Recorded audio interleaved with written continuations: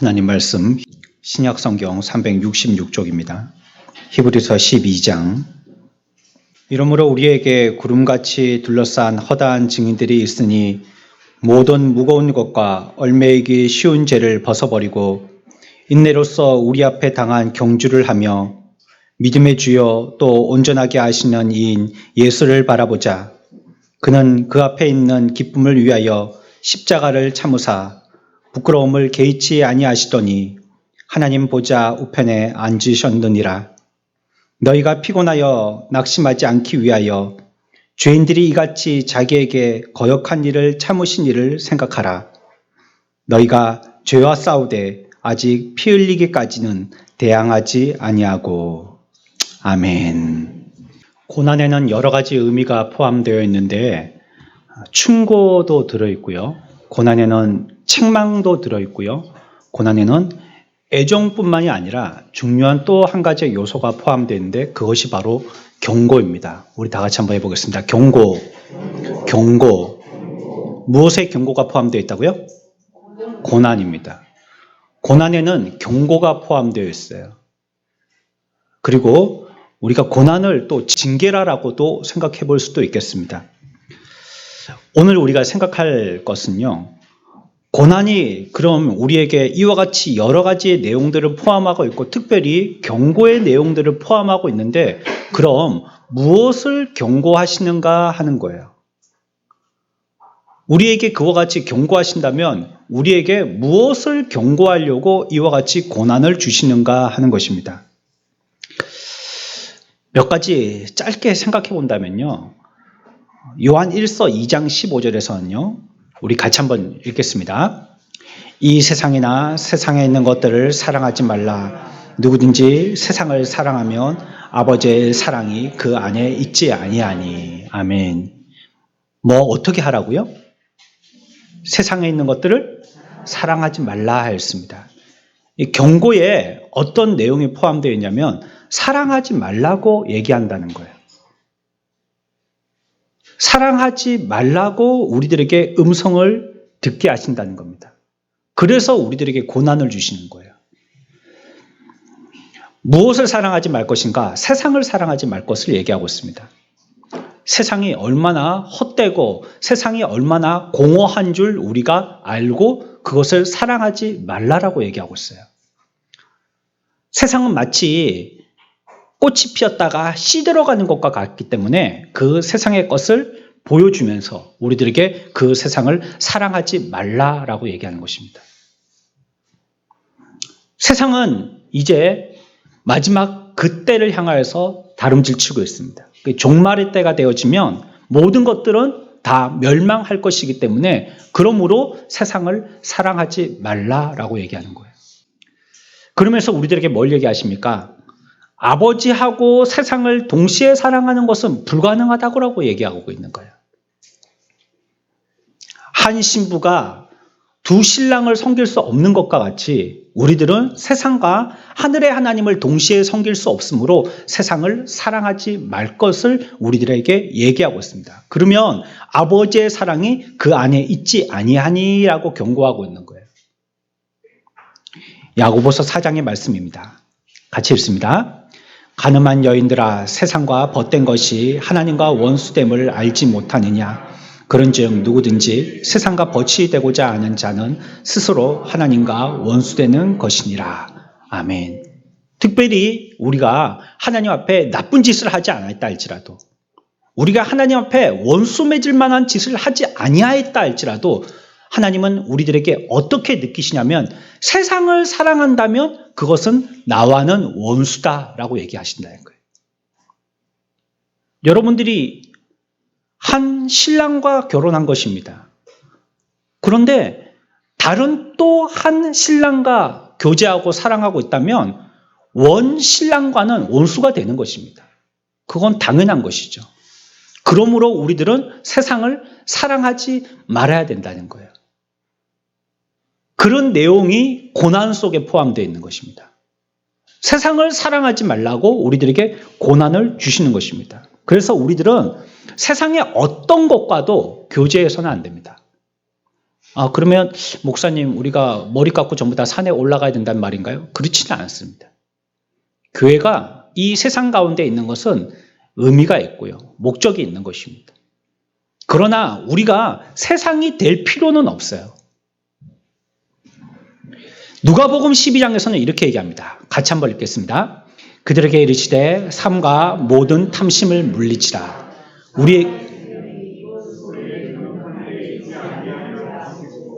아멘. 12장에서는 뭘 말씀하시냐면 모든 탐심을 물리치라라고 경고하고 있는 거예요. 그래서 우리들에게 고난을 주시는 겁니다. 탐심을 물리치라는 거예요. 그런 내용이 이 경고 속에 포함되어 있는 거예요. 세상의 위로나 재물은요, 고난의 때 전혀 도움이 되지 않습니다. 있을 때는 그것이 굉장하고 큰 것처럼 보일런지는 모르겠지만 고난의 때에는요, 도움되지 않습니다. 사람 죽고 사는 거요, 돈 많은 것 같고 되지 않습니다. 돈이 많다고요?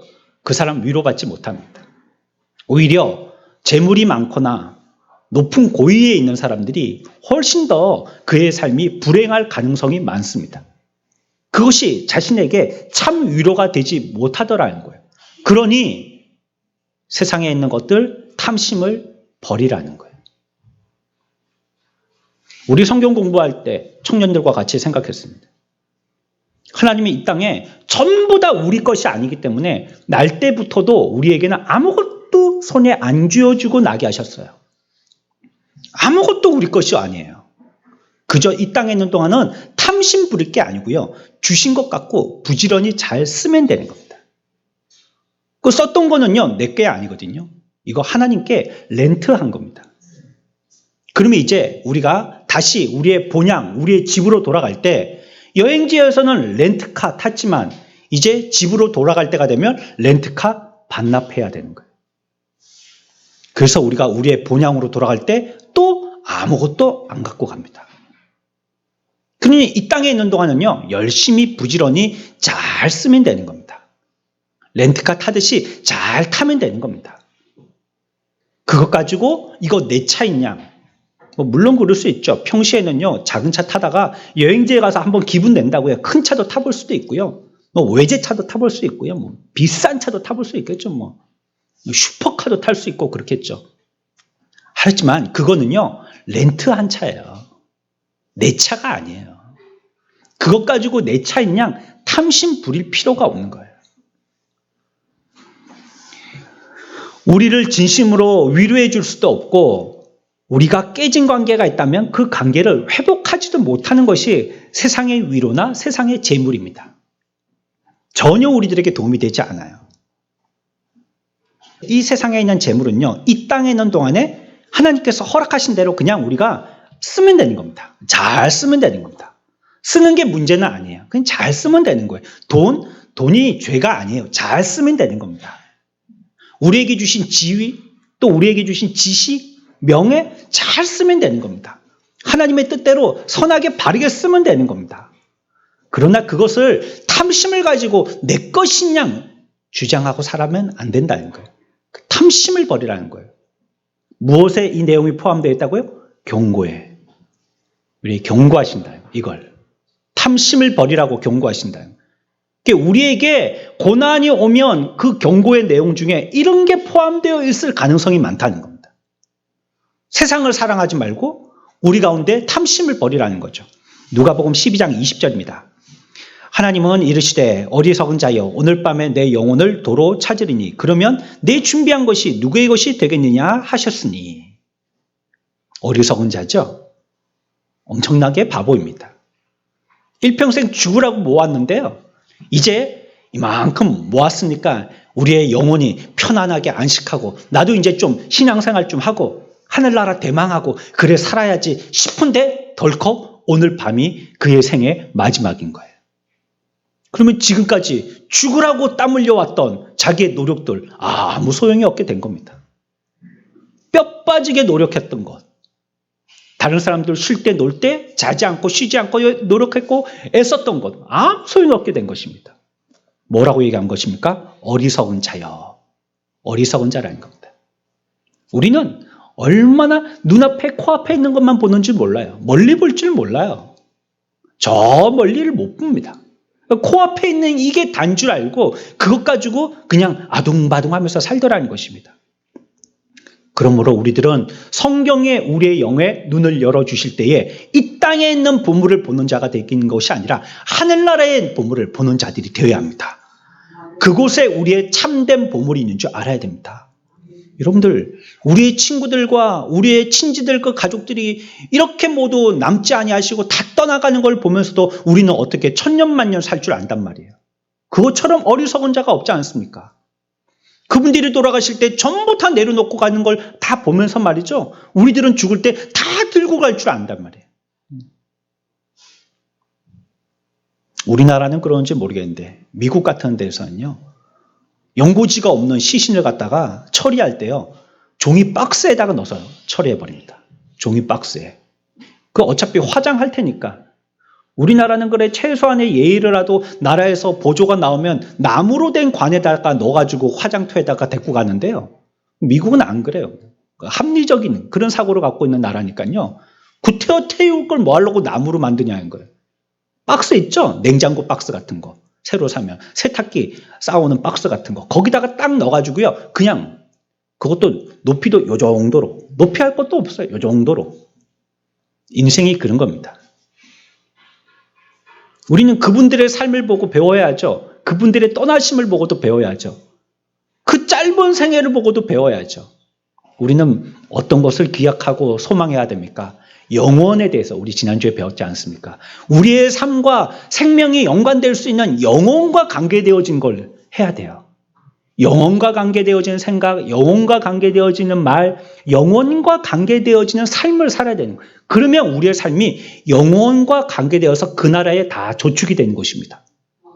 그러나 이 땅에서 순간과 관계된 것만 생각하고 순간과 관계된 것만 말하고 순간과 관계된 것 가지고 가치를 둔다면 영혼이라는 세상에 가서 우리들은 너무 낯설고 준비된 것도 없는 자가 당황하고 마는 것이에요. 데살로니가전서 5장의 말씀입니다. 함께 봅니다. 악은 어떤 모양이라도 버리라. 아멘. 뭘 버리라고요? 악을 버리라는 거예요.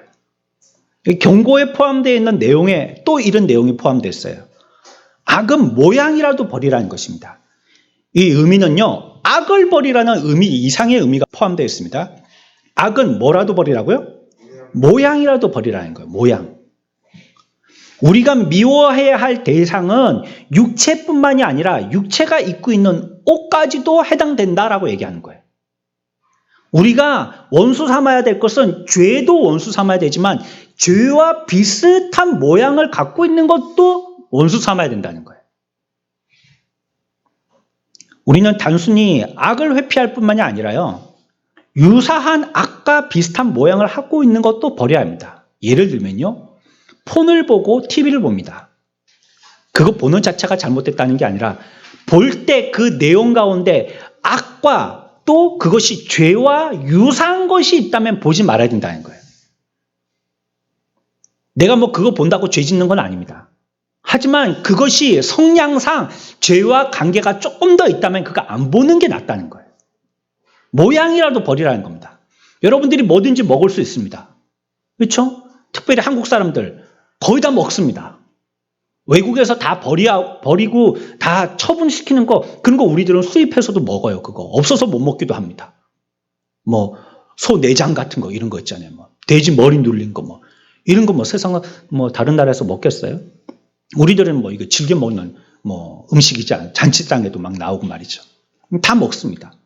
여러 가지 우리가 먹을 수 있지만 그러나 우리가 죄와 유사한 성질을 갖고 있는 음식은 될 수 있으면 안 먹어야 된다는 거예요.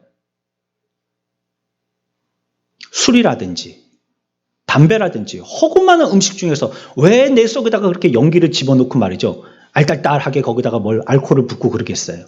예? 맹정신으로도 이 세상의 사탄 마귀가 우리들을 공격할 때 그 공격을 방어할 수 있으려면 정신을 똑바로 차려야 되는데 알딸딸 해가지고 이게 꿈인지 생신지 몰라가지고 잡혀가는 건지 내가 싸움에서 이기는 건지 모르는 이런 상태에서 어떤 전쟁을 치를 수 있겠어요? 굳이 연기를 넣어가면서 내 몸을 해야가면서 내 기분을 맞춰가면서 그렇게 살 필요가 있나요? 유사한 겁니다. 유사한 거. 유사한 거. 나쁜 것도요, 정확하게 나쁜 게 있는가 하면 나쁜 것과 유사한 게 있는 거예요. 그거 하지 말라는 거예요. 왜 하필이면 그런 드라마를 봐요? 드라마 보지 말라는 게 아닙니다. 왜 그런 드라마를 보냔 말이에요. 예. 여러분들이 지금 생각하고 있는 그런 거 말이죠, 지금. 예. 그거 벌리란 겁니다. 예? 예. 돈벌이도 할 수 있습니다. 여러분들이 사회생활 하려면 돈벌이 해야죠. 그런데 왜 하필이면 그런 직장에 일을 하냔 말이에요. 왜? 사람과의 관계에서도 마찬가지입니다. 우리가 그 사람과 좋은 관계를 맺을 수 있죠. 근데 왜 하필이면 그런 사람과 사귀냐는 말이에요. 이게 다 뭐예요? 악은 그 모양이라도 버리라 할 때 그 유사성을 얘기하는 겁니다. 이런 거 버리라는 것입니다. 여러 가지 식사 자리에 갈 수 있지만 왜 꼭 그런 자리에 가서 식사를 해야 되냔 말이죠. 그래서 고난은 우리에게 악에서 최대한 멀리 또 간접적으로라도 관계하지 말라라고 우리들에게 얘기하고 있는 겁니다. 딱 아파 보십시오. 우리에게 고난이 왔습니다. 그런 자리 못 갑니다. 우리의 심경이 복잡합니다. 평안하지가 않습니다. 아무리 왕의 찬을 준비해서 우리를 초청한다 할지라도 가고 싶지가 않아요. 내 마음이 편해야죠. 뭐. 하나님이 그런 것에서 멀리 떨어지라고 우리들에게 경고하는 것입니다. 이와 같이 악은 그 모양이라도 버려야 되는 것이에요. 야고보서 5장 9절 말씀입니다. 같이 봅니다. 형제들아 서로 원망하지 말라. 그리하여야 심판을 면하리라. 보라 심판주가 문 밖에 서 계시니라. 아멘. 또 한 가지 우리들에게 경고하시는 내용이 있는데요. 그거 뭐냐면 서로 뭐 하지 말라는 거예요? 원망하지 말라는 거예요. 서로. 원망하지 말라요.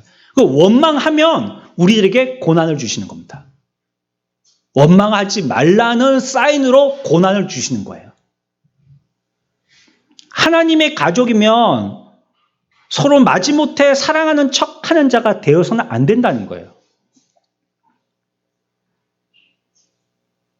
예전에 우리나라 사람들을 갖다가 척척 박사라고 그랬죠. 하도 뭐 하는 척을 많이 해가지고 돈 없으면서 돈 있는 척, 못 배웠으면서 배운 척, 모르면서도 아는 척, 없으면서도 있는 척 하도 척척척척을 하니까 척척 박사라고 얘기했어요. 우리가 그 사람을 사랑하되 주님이 우리를 사랑하신 것과 같이 진실함으로 사랑을 해야 되는데요. 우리는 하라고 하니까요. 마지못해 하는 척 하더라는 거예요. 그 사람에게 경고하십니다. 하나님이. 예. 형제들 간에 서로 시기나 질투나 오해가 있어서는 안 될 걸 얘기하는 거예요. 우리는 같은 전우입니다. 전우. 같은 전장에서 같은 적을 향하여서 같이 싸우고 있는 같은 전우예요. 그런데 우리끼리 분열되어서야 어떻게 전쟁을 치를 수 있단 말이에요. 전쟁을 이길 수 있는 방법은 서로 싸우게 하는 겁니다. 그러면 전쟁을 피 한 방울 흘리지 않고 이길 수 있습니다. 제일 상수죠, 그게. 제일 높은 수준의 작전이죠, 그게. 자기들끼리 싸우게 하는 겁니다. 그러면 뭐 나는 뭐 싸울 필요도 없어요. 방아쇠 한번 당길 필요도 없는 것입니다. 사탄마귀가 노리고 있는 게 그게 아니겠어요? 우리가 형제 간에 서로 사랑하지 않으면요, 우리들은 자폭하는 겁니다. 어째 뭐 복음 전파나, 어째 뭐 선교나, 사랑을 전하는 것이냐, 그리스도의 향기를 피우는 것이, 이거 어떻게 할 수 있겠어요? 우리끼리 싸우고 난리인데, 지금. 그거 수습하느라고 모두 다 상처요, 온 마음에는 멍이요, 이러고 있는데, 뭐 그런 복음의 사역들을 할 수가 있겠어요? 전혀 못합니다. 마귀가 노리는 거죠. 그러니, 우리 서로 뭐 하지 말라고요? 원망하지 말라는 거예요. 그러면 우리에게 경고하신다는 거예요. 경고의 사인으로 우리에게 고난 주신다는 거, 징계 주신다는 겁니다. 정신 못 차리고 딴짓하고 있으니까 징계 주신다는 거예요. 무엇 때문에 한 아버지의 한 자녀이면서도 서로를 사랑하지 못하고 시큰둥하고 차갑게 못 본 척하고 지나가려고 한단 말이에요. 여러분들이 오랜만에 명절에 부모님을 뵐 때 그렇게 하나요? 그렇게 보고 싶었던 일가 친척들을 갖다가 오랜만에 보게 될 때 그렇게 하나요? 육신의 살부치도 그렇게 하면서요. 어떻게 영적으로 그리스도의 피로 말미암아 우리가 한 가족이 되었는데 그 피의 가치를 잊고 어떻게 서로를 사랑하지 아니할 수가 있냐는 거예요. 이러한 사실을 깨닫게 하고 우리에게서 시기와 질투를 없애고 서로 마음을 열고 사랑하도록 하기 위해서 고난을 주시는 거예요. 한번 고난을 당하여서 큰 난관에 봉착하고 되면 우리가 정신을 차립니다. 야, 내가 그때 사랑 못했구나. 그제서야 깨닫더라는 거예요. 어리석은 인생들은. 뭐가 중요한지 그때 안다는 거예요. 없어져야 우리의 인생에 정말로 소중한 것이 무엇인지 알게 되더라는 거예요. 그전에는 막 색안경이 껴져가지고 이게 무슨 색깔인지 구분이 안 됐다가 색이 싹 빠지고 나니까 이제 바르게 보게 되더라는 거예요. 또 한 가지 경고하십니다. 요한일서 5장 말씀입니다. 같이 봅니다. 자녀들아 너희 자신을 지켜 우상에서 멀리하라. 아멘. 뭐에서 멀리하라고요? 이거는 아주 단호한 말씀입니다. 우리가 고난을 받으려고 작정을 했다면 우상 섬김이 됩니다. 그러면 하나님이 직통 화살을 쏘십니다. 우리에게. 우상을 섬기는 자에게는요. 바로 즉각적인 표현을 하십니다. 만일 우리에게 우상이 하나라도 남아있다면요. 주저없이 그걸 때려 부숴야 됩니다.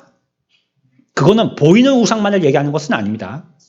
물론 보이는 우상 자체도 우리 집에 있어서는 안 되겠죠.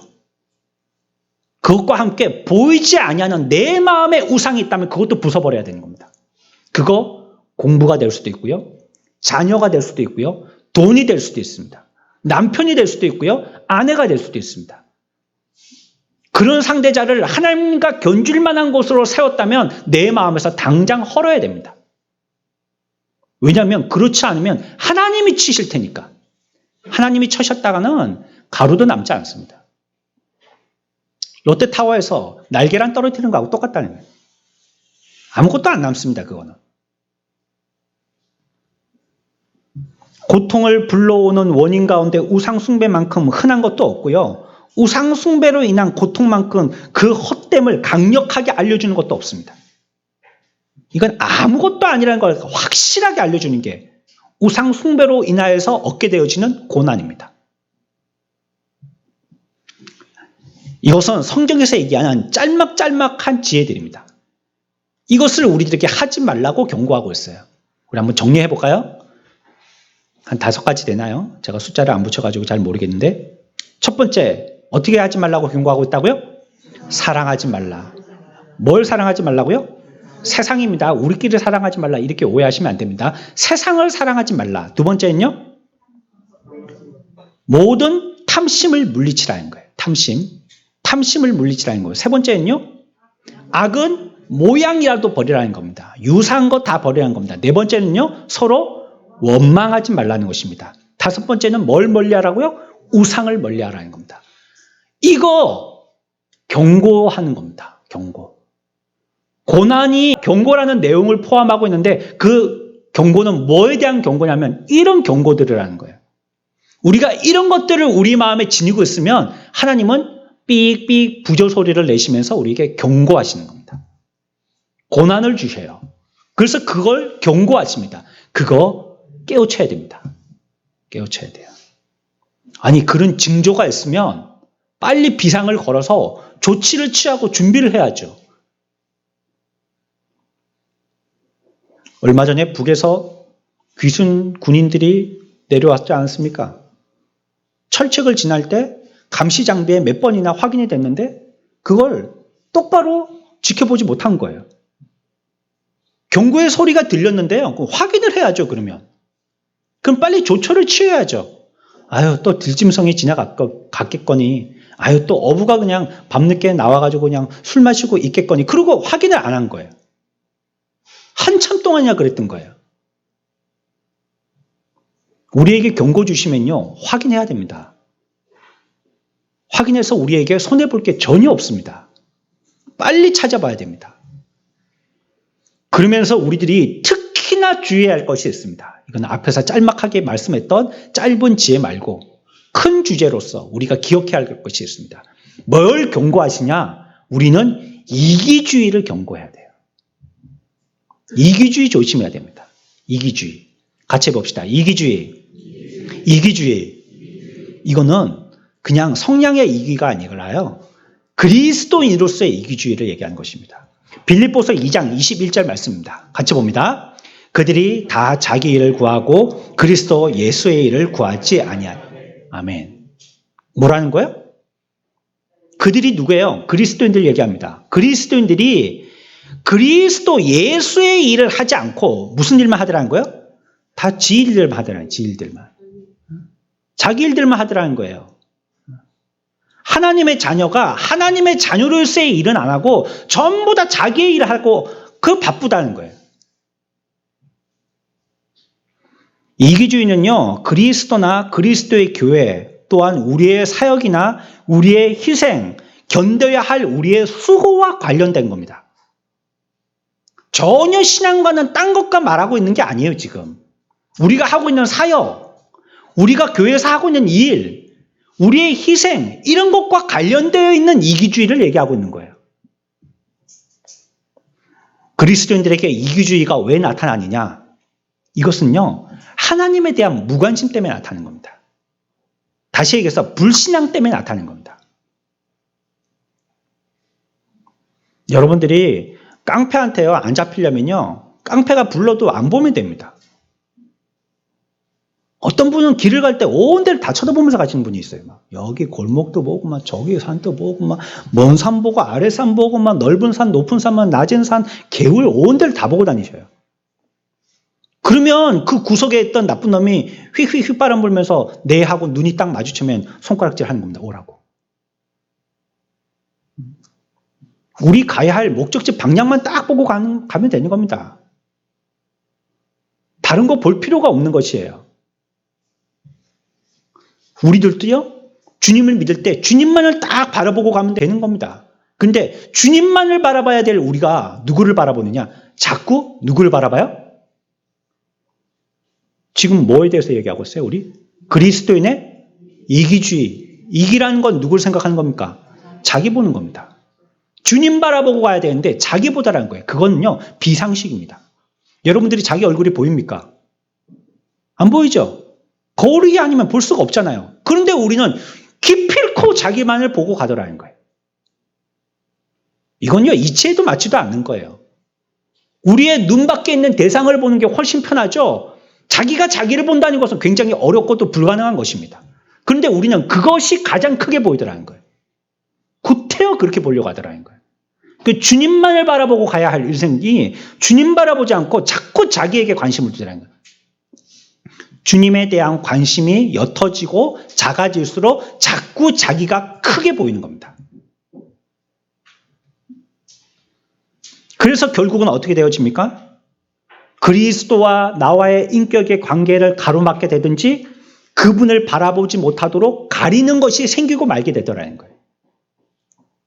그러면 이제 주님은 아예 안 보이는 거죠. 이게 우리 블라인드 쳐버리면 바깥 세상이 안 보이듯이 하나님과 우리와의 관계에서 뭔가 커튼이 쳐져 버리니까요, 주님하고 우리하고 관계할 수 없고 보지 못하는 게 되는 겁니다. 그러면 끝없이 자기 매몰에 빠지게 되는 겁니다.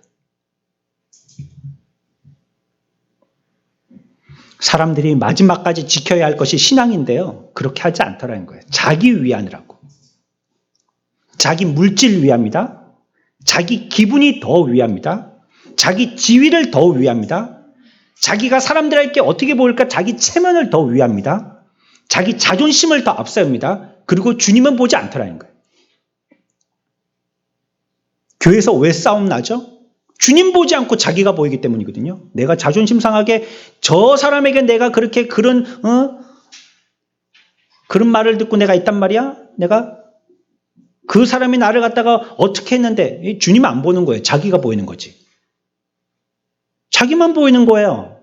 어째 그렇게 많은 성도들이 있는데 고성을 지르면서 멱살잡이를 한다는 거예요. 교회 안에서, 거룩한 교회에서. 자기 보는 겁니다. 자기. 그리고 이 모든 것들은 그렇게 교회에서 끝까지 붙들려고 하면서요. 주님에 대해서는요. 헌신짝 버리듯이 버립니다. 인간이 악합니다. 좋을 때는 얼마나 목숨 걸고 주여 주여 하고 뭐 눈물 콧물 다 흘리지만 내 무엇인가에 대한 것을 지키지 못할 때는요. 헌신짝 버리듯이 신앙 버려버립니다. 그리고 나중에 왕창 깨지고 나서 다시 오는 겁니다. 돌아온 둘째 아들과 같이요. 근데 저와 여러분들의 실상 아닙니까? 이게 뭡니까? 그리스도인의 이기주의입니다. 주님 안 본 겁니다. 자기 보는 겁니다, 이게. 헌신, 희생 하는 사람들이 있습니다. 교회에서. 그런데 그게 자기를 위한 것이 되지 않을 때는요, 헌신짝 버립니다. 희생이요? 버려버립니다. 헌신이요? 버립니다, 그거. 교회에서 뭐 내가 거기다가 뭐 이름을 걸어놓고 있긴 해서도 헌신짝 버리듯이 버려버립니다.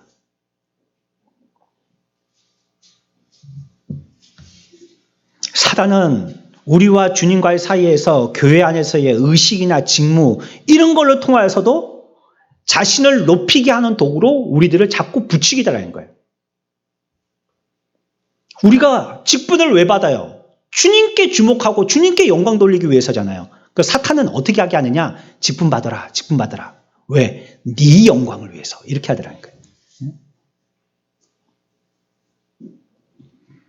제가 유튜브에서 한 목사님의 세미나를 들은 적이 있습니다. 지금 시리즈로 계속 듣고 있는데 그 목사님이 직분에 대해서 얘기하실 때 그렇게 얘기하시더라고요. 후배 목사들이 이분이 한 이제 70대가 거의 다 가까이 되신데 은퇴를 앞두고 계신데 지금까지 목회를 수십 년간 하면서 후배 목사들로부터 직분자를 잘못 세워서 두고두고 후회한다는 말을 너무 많이 들었다는 거예요. 그래서 이 문제를 어떻게 해결할고 하면서 자기에게 질문을 하시더라는 거예요. 그래, 그분의 내린 자기 나름대로의 직분자의 기준은 목사가 보았을 때 존경스러워야지 직분을 세운다는 거예요. 자기가 볼 때 존경스럽지 않으면 안 세운다는 거예요. 왜? 세워놨더니 문제만 일으키고 오히려 하나님께 영광 돌리기보다는 자기 영광에 더 발부르게 움직이는 거예요. 주의 영광을 위해서 자기가 희생하기도 되고 자기의 이름이 사라지기도 하고 모욕을 받아도 참고 인내하고 사람들한테 손가락질을 받아도 참고 인내하고 눈물 흘리면서 하나님 앞에서 나와서 주님으로부터 해결받아야 될 텐데 그런 거 없다는 겁니다. 인정사정 없다는 거예요. 자기에게 손해보면 교회가 어떻게 됐든지 말든지 그냥 매정하게 돌아서더라는 거예요. 그리고는요, 당파를 만들기 시작합니다. 목사파, 그리고 그 직분자들 파. 우리 한국 사람들은 파를 좋아하죠. 어떤 음식이든지 파 안 들어간 데가 없잖아요. 그러니까 뭐 이런 것도 파예요.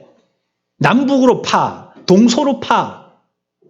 그 파 안에서도 또 뭐 노론, 소론, 무슨 파.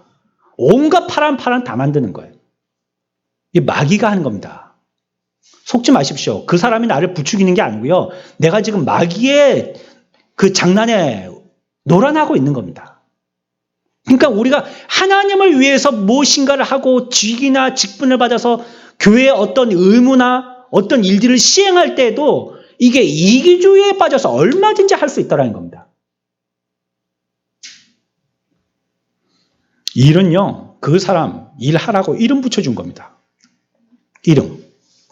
저는 설교하는 사람이고 기도하는 사람이고 목회하는 사람이기 때문에 목사라고 붙여준 겁니다.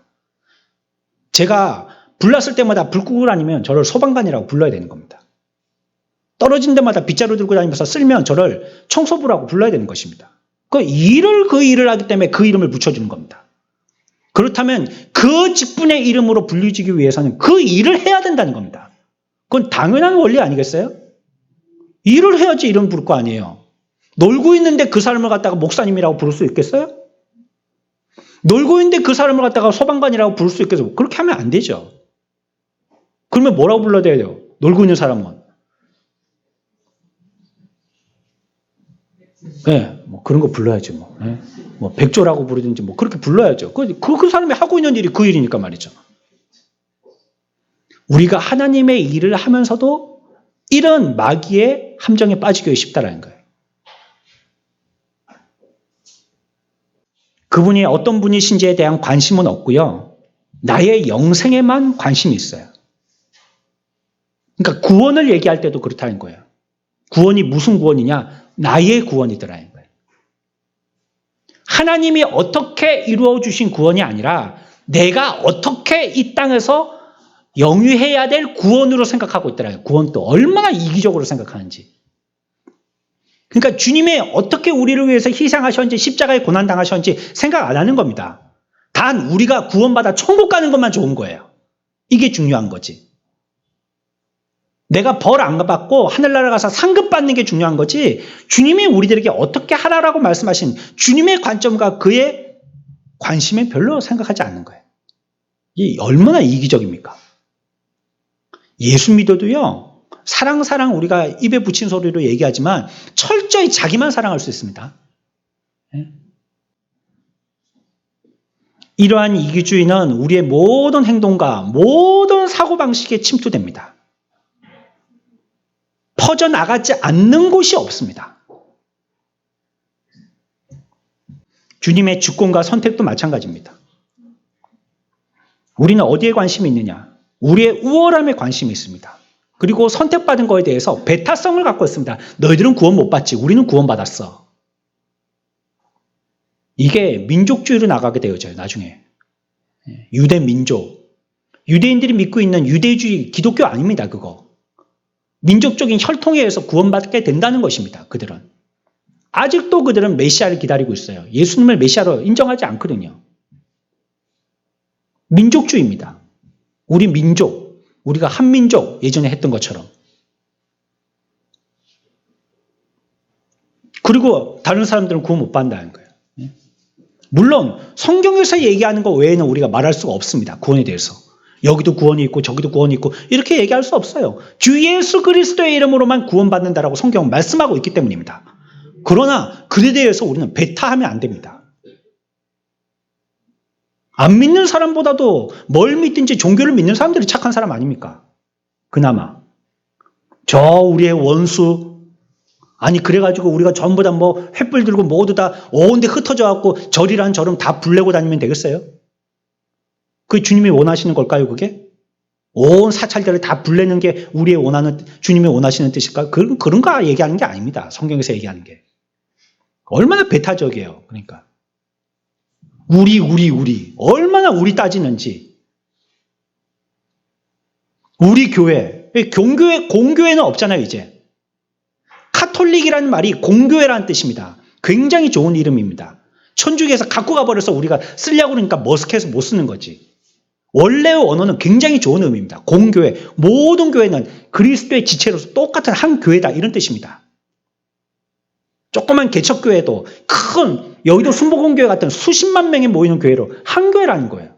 다 같은 교회다. 교파가 달라도 똑같은 교회다. 다 같은 교회라는 거예요. 근데 우리는 언제부턴가 신앙의 이기주의에 빠져서 우리 교회, 아니 여기는 우리 교회가 전도하는 자리인데 왜 당신 교회가 와서 전도하냐고 서로 싸움박질하고 난리예요. 같이 하면 될 거 아니에요. 같이 하면. 백지장도 거들면 낫다는데 그 같이 복음을 전하는 게 얼마나 서로에게 격려가 되고 좋은 말입니까? 좋은 기분입니까? 이쪽 교회에서도 전도하러 왔구나, 저쪽 교회에서 전도하러 왔구나 이러면 야, 우리가 잡아야 할 고기가 작아지는 게 아니고 더 많아지는 겁니다. 그런데 자기의 몫이 빼앗기는가 싶어가지고 눈이 뻘겋게 뜨고 막 견제를 하고, 이게 신앙의 이기주의에 빠져서 그렇습니다. 교회가 이제 우리 교회만 잘 되면 된다. 다른 교회 어떻더라도. 다른 교회 잘못된 소리 나오면 그 꽃이죠. 아이고 잘 됐다. 우리가 혹시 반사 이익 볼까 싶어하고 그래 이전 생각들을 하고 앉아 있는 겁니다. 속이 좁아요. 막. 성령의 관점도 마찬가지입니다. 하나님이 우리들에게 대해서 도심만 생각하고 있는 거예요. 나를 도와주셔야지 이것만 생각하고 있다는 거예요. 아니 성령님이 쫓아다니면서 보디가드처럼 나를 도와주셔야지 왜 안 도와주시냐고 성령을 자기의 종부리듯이 부린다는 거예요. 그 자기 기분대로 안 되면 원망 불평하고 하늘에 대고 손가락질하고 그러고 있더라는 거예요. 얼마나 이기적입니까? 그래서 우리에게 고난을 주셔요. 고난을 주셔서 어떻게 하게 하느냐? 자기를 의지하지 않고 철저하게 하나님을 의지하게 하는 겁니다, 이제. 그래갖고 자기 잘난 세상 살아봤거든요. 안 되더라는 겁니다. 인생을 살아보니까. 그게 덧없더라는 거예요. 그게 참 진리의 말씀을 쫓아서 사는 게 아니더라는 거예요. 그래서 우리들은 어떻게 고백합니까? 주님 앞에 두 손 들고 나옵니다, 이제. 야, 이제서야 배웠습니다. 하고 두 손 들고 나오게 되는 겁니다. 그래, 우리들에게 고난을 주시는 겁니다. 고난의 시기만큼 살아계신 인격적 구주와 교제가 깊어지는 때도 없습니다. 언제 간절하게 기도가 되든가요? 고난할 때 간절하게 하지 말라 해도 저절로 기도가 됩니다. 우리 입에서 그냥 저절로 나오게 되는 겁니다. 진리도 귀하고 사역도 소중하지만 우리가 가장 귀하게 여겨야 할 것은요, 그 사역이나 일 자체가 아니고 그 분 자체입니다. 마르다가 일하는 것도 중요하지만요, 예수님 옆에서 그분과의 관계를 위해서 일하지 않는다고 손가락질 받았지만 옆에 붙어서 그 말씀에 경청하고 있는 게 더 중요하다는 거예요. 일하는 것보다. 아니, 예배에 같이 나와서 예배를 해야죠, 말이죠. 예배 자리에서 같이 함께 예배를 해야죠. 근데 예배가 아니고 우리가 무엇인가 사역을 위해서 밥 짓는다고 좀 올라가 버리고 말이에요. 예배 마치면 점심밥 먹어야 된다고 그거 짓느라고 예배 시간에 예배 안 드리고 올라가 버리고요. 그거는 지금 마리아 마르다 꼴 되고 있는 겁니다, 지금 우리가. 그분과의 관계는 서먹하니 진솔하지도 않고 인격적이지도 않은데 그 일이 무슨 의미가 있냔 말이에요. 그 일을 해봤자. 누가 과연 기뻐하시겠어요, 그 일을. 주님은요, 냅두라고 얘기하고 있어요. 그는 어떤 것이 소중한 줄 안 자다, 이렇게 얘기했어요. 아브라함도요, 본토 친척 아비집을 떠나라고 그랬어요. 떠났습니다. 이사 가는데요, 이삿짐 아저씨한테 어디 갑니까? 주인한테 물어보니까 이 주인이 한다는 말이 나 어디 가는지 모르겠는데요. 지금 하나님이 아브라함에게 그렇게 하라는 거예요. 떠나긴 떠나는데 내가 앞으로 알려줄 곳으로 떠나라는 거예요. 지금은 얘기 안 해줘. 가다 보면 내가 갈 곳을 가르쳐 줄게. 이렇게 얘기하시는 거예요. 트럭 아저씨가 웃겠죠. 어디로 갈지도 모르고 이삿짐을 갖다가 싣고 출발하니까 말이죠. 근데 우리에게 중요한 것은 그분과 함께 출발하는 게 중요하다는 거예요. 어디로 가는 게 중요한 게 아니고. 우리는 우리의 목표, 우리의 꿈, 우리의 비전, 우리의 뜻 이런 거 생각하면서 그분과 같이 가는 거는 별로 생각하지 않아요. 그냥 가면 되는 거예요. 하여튼 목적 그거 그냥 이루면 되는 거예요. 막 그냥 수백 명, 수천 명 만들면 되는 거예요. 그냥 같이 가는 건 별로 중요하지 않은 거예요. 그냥 하나님 앞에 복 받으면 되는 거예요. 어떻게 받는지 방법은 별로 중요하지 않은 거예요. 왜 이기적이지 않습니까? 얼마나 이기적입니까? 자기 위주죠, 이게 신앙생활을 해도. 자기가 안 바뀌면요, 신앙생활은요, 사상 누각입니다. 자기의 삶의 태도와 정신이 바뀌지 않으면요, 예전에 죄악 가운데 파묻혀서 뒹굴던 생활하고 똑같이 하게 되는 거예요. 뭘? 교회에서도 똑같이 하더라는 거예요. 세상에서 하는 거 교회에서 똑같이 하더라는 거예요. 똑같이 합니다. 성령으로 변화되어지는 시간 되시기를 축원합니다. 말씀이 우리들을 깨트려서요, 우리의 모든 심장의 회복까지 보시는 주님께서 우리의 모든 모세 혈관까지 변화시키실 줄 믿습니다. 그래야 됩니다. 들으면 뭐 하는데요? 머리만 커졌지 뭐. 손발은 조그매가지고 기형적으로 움직이지 않는데요. 그 사람이 뭘 하며 어디를 걸어갈 수 있겠어요? 머리만 있다만 한데. 고난만큼 그리스도와 가까이 교제하게 하는 것도 없고요. 내 스스로 내 자아를 제거하는데 그것만큼 효과적인 게 없어요. 고난을 주셨다 하면 하나님 앞에 찰떡궁합이 되는 거고요. 우리에게 고난을 주셨다 하면 내가 직통으로 보게 되는 겁니다. 그래서 하나님이 우리에게 고난을 주시다는 거예요. 인생을 한번 묵상하게 만들더라는 거예요. 고난을 통해서. 고난은 자아에 대한 하나님 의사의 처방전이십니다. 우리를 치료하시는 처방전이세요. 고난은 우리로 하여금 나 자신의 것이 아니라 예수 그리스도의 것을 찾게 하는 하나님의 방식이고요. 진리를 넘어서 진리이신 그분에게 우리를 인도하는 방식이에요. 그래서 우리들에게 고난을 주십니다. 우리가 주의해야 될 경고 가운데 포함되어 있는 내용, 우리의 그리스도인의 이기주의라 했습니다. 한 가지 더 생각한다면요. 그리스도인의 세속적인 삶입니다. 앞에서 보았던 5가지의 짧은 도막에서 생각했던 겁니다. 세속적인 삶. 우리가 있고 이 세상에서 하나님으로부터 우리가 잊어버리고 있는 훨씬 더 영광스러운 세상을 우리들에게 보게 하시려고 하시는 의도가 있으신 겁니다. 세속적인 경향을 치료하시려고 하시는 하나님의 뜻이 있으신 거예요. 근데 우리가 세속적인 것에서 우리가 벗어나게 되어지는 것은요, 이 방법밖에 없어요. 돌아온 둘째 아들이요, 아버지의 집으로 돌아온 건요, 깨닫고 돌아온 게 아닙니다. 사실은 모든 것을 탕진해서 고난이 왔기 때문에 돌아온 겁니다. 얼마나 버텼습니까? 안 오려고. 자기가 그렇게 얼굴 빳빳이 들고 살아계신 아버지 앞에서도 돌아가셔야지 받게 되어지는 유산을 살아계신데도 불구하고 달라 해가지고 아주 뻔때 있게 나갔죠. 안 오려고 그랬습니다. 얼굴이 안 쓰거든요. 지금 돌아오면. 그러니까 죽어도 안 오려고 그랬어요. 어떻게까지 안 오려고 했느냐. 동물이 먹는 열매를 먹으면서까지 버티면서까지 안 오려고 했던 거예요. 죽어도 안 간다. 내가 올 때 어떻게 왔는데 내가 꼭 금유환영해서 고향으로 돌아가리라 이러고 나갔단 말이에요. 근데 결국은 돌아오고 말았습니다. 왜요? 고난 죽을 맛을 봤거든요. 근데 더 이상 못 견디겠는 거예요. 그러니까 돌아오는 거예요.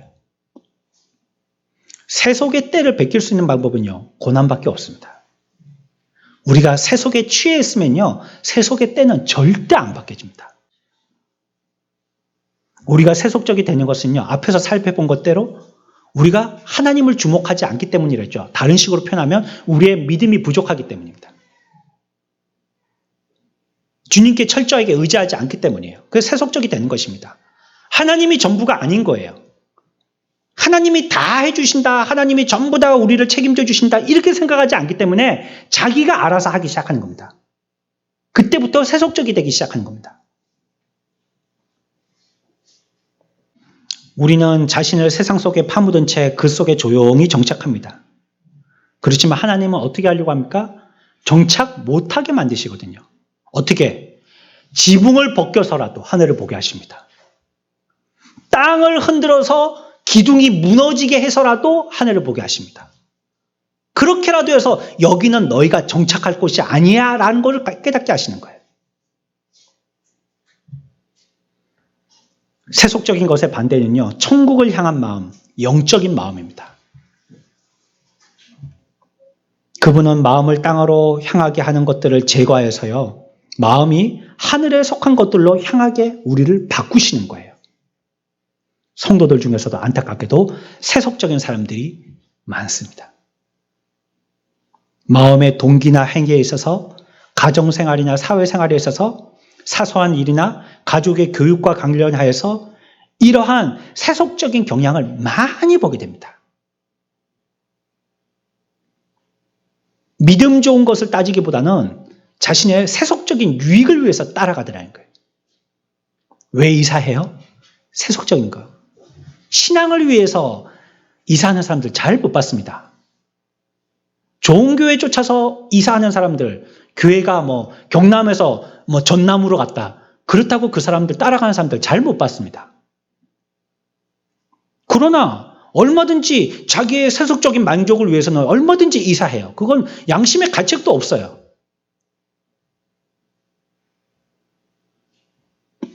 지출에 있어서도요, 하나님을 위해서 쓰는 것은요, 손이 옹골에 들어 있습니다. 자신만을 위해서 쓰고요. 종교적인 계획이나 활동, 교제, 독서나 대화 이런 데서도요, 얼마나 세속적인 것인지 많은지 모릅니다. 펼쳐놓고 얘기하는 게 전부 다 세상 얘기입니다. 한마디로 얘기하면 모든 행실에 있어서 세속적인 풍조가 자꾸 드러나는 겁니다. 우리 속에 뭐가 있는지고요. 우리의 입으로, 우리의 듣고 보고 관심 있는 걸로 다 표현되는 겁니다. 흔들어 놓으니 이거 이렇게 계속 흔들어 보십시오. 이거 결국은 여기 있는 거 넘치게 되겠죠. 흘러나오게 되겠죠. 계속 흔들어 보십시오. 이 안에 있는 들어있는 게 결국은 나오게 되는 것입니다. 우리 가운데 세속이 꽉 차 있으면요. 흔들 때 여기서 세속밖에 나올 게 없는 것입니다. 그러면 그 사람에게 어떤 현상이 일어나느냐? 평안 찾아볼 수 없습니다. 세속적인 사람은요. 절대 평안할 수 없습니다. 평안이 없어요. 뭐 어디 가서 마음 좀 순화시키고 기분 풀이하고 하도요. 평안 찾을 수 없습니다. 집에 오면 또 마찬가지인데요. 뭐. 똑같은데요. 뭐. 초조해지고요. 불안해지고요. 분주해집니다. 왜 분주하느냐? 잊어버리려고 분주하는 겁니다. 잊어버리려고. 자녀들이 휴대폰 들고 있죠? 그 자기가 들고 있으면 안 된다는 거 압니다. 내려놓으면 불안하거든요. 해야 될 걸 안 하고 있으니까 불안하거든요. 그러니까 그거 잠시 잊으려고 또 드는 겁니다. 이게 세속에 물든 풍조입니다. 저와 여러분들이 만약에 그렇다면 여러분들이 무엇인가 우리가 거기에 대해서 중독이 되었다면 지금 우리는 세상에 많이 물들어 있는 줄 깨달으셔야 됩니다. 그걸 놓기 싫으니까 거기에 탐닉되어서 빠져 있는 거예요. 잠시 있는 그 우리에게 주는 위안제를 마시고 싶은 겁니다. 우리에게 고난을 주실 때는요. 하나님이 의미 없는 고난 주시지 않습니다. 고난에 여러 가지 내용들이 포함되지만 특별히 오늘은 경고에 대해서 생각해 보았습니다. 이 중에서 저와 여러분들이 한 개도 해당이 안 되면 좋겠습니다. 전혀 우리와 상관없는 얘기면 좋겠습니다. 복을 비는 마음으로 여러분들에게 전합니다. 그러나 혹시 우리에게 한 가지라도 걸린다면 그것을 듣고 깨닫는 그 자는 더 복된 자인 줄 믿으시기 바랍니다. 우리에게 말씀하시는 하나님의 음성. 고난은 우리에게 저주가 아니라 오히려 고난이 지속되었어도 그 고난 가운데서도 자기의 삶이 승승장구한 것이 그에게 심판이요 형벌인 줄 알아야 됩니다. 돌이키라고 우리에게 주시는 하나님의 나팔의 음성에 대해서 반응하여서 주께로 돌아오는 저와 여러분들의 삶들 되시기를 축원합니다.